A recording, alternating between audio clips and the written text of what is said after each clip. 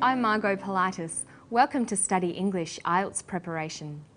Today we have a story about new technologies in medicine.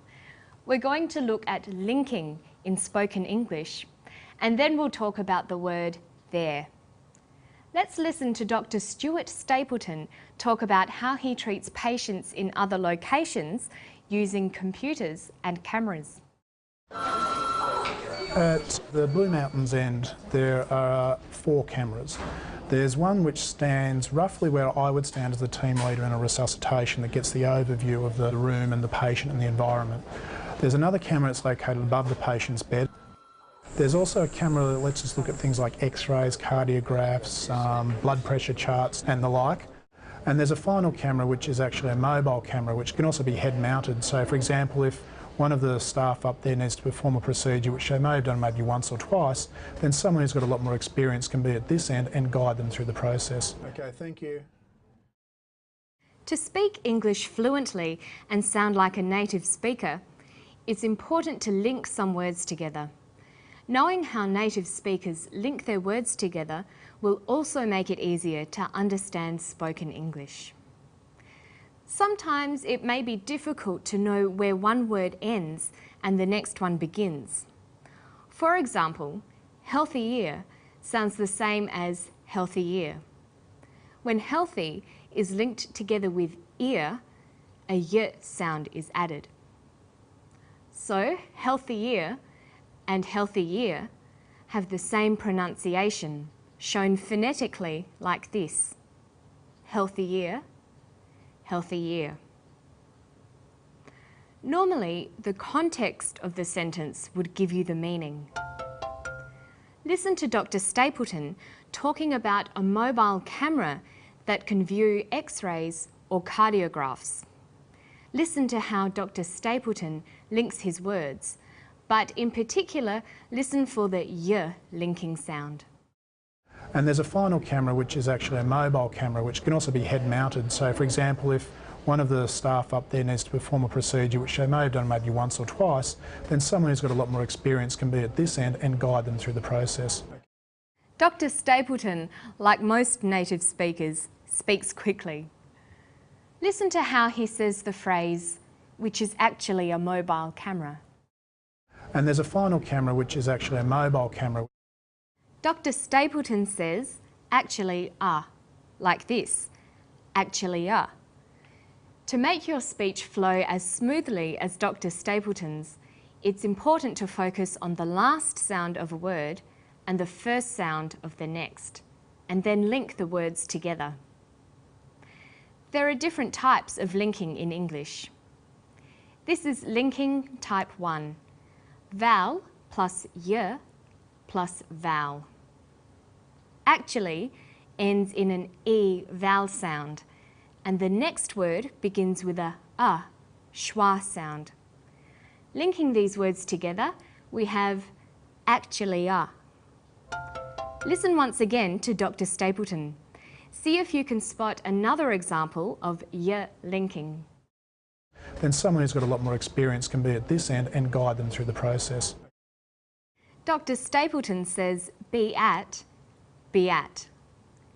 Be ends with the vowel sound e, and at begins with vowel a. Linking these words together with the y sound, we have be at. Let's listen again. This time, listen to how these two words are linked. What sound does Dr. Stapleton use to link the two words? There's also a camera that lets us look at things like x-rays, cardiographs, blood pressure charts and the like. He says there's also a camera. Did you hear a what sound? There's also a camera.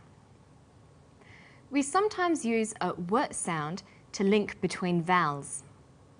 Also a, also a. This is linking type 2. Vowel plus w plus vowel. Knowing when to use y and when to use w depends on the end vowel of the first word. High front vowels link with the y sound.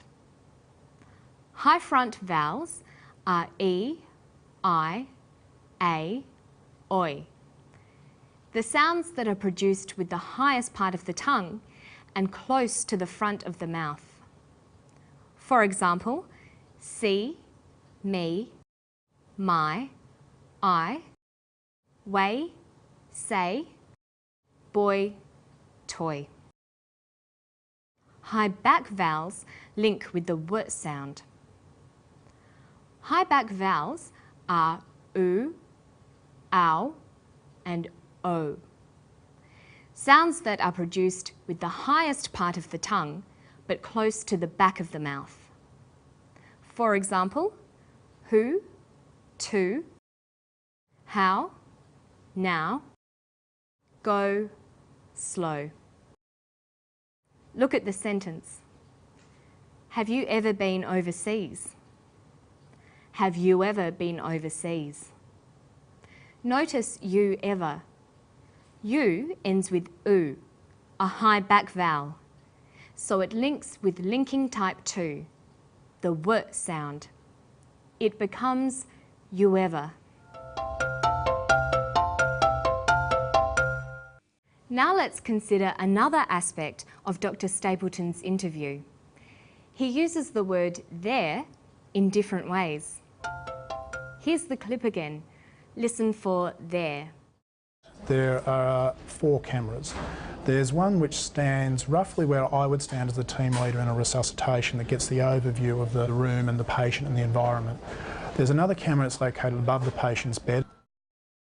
Dr. Stapleton uses there to talk about the position of the cameras. He says things like, there are 4 cameras. There's one which stands. There's another camera. In these expressions, there is used as an introductory subject. It's used when we want to say something exists somewhere. There is not the subject, but rather an empty word that fills the position where the subject is usually found. It doesn't contribute meaning. It's used because the sentence would be grammatically incorrect without it. The real subject follows the verb. There are 4 cameras. Notice that the verb form of the introductory subject agrees with the real subject. The real subject is plural, 4 cameras. So he uses the plural form of the verb to be, there are. So we have, there are 4 cameras, but there is another camera. Now here's another use of there. So for example, if one of the staff up there needs to perform a procedure which they may have done maybe once or twice, then someone who's got a lot more experience can be at this end and guide them through the process. In this example, Dr. Stapleton says, one of the staff up there needs to perform a procedure. There is used as an adverb to mean in that place. So there can be used as an introductory subject or as an adverb of place. Listen to Dr. Stapleton in this clip and see if you can identify which way he uses there. There's also a camera that lets us look at things like x-rays, cardiographs, blood pressure charts and the like. And there's a final camera which is actually a mobile camera which can also be head mounted.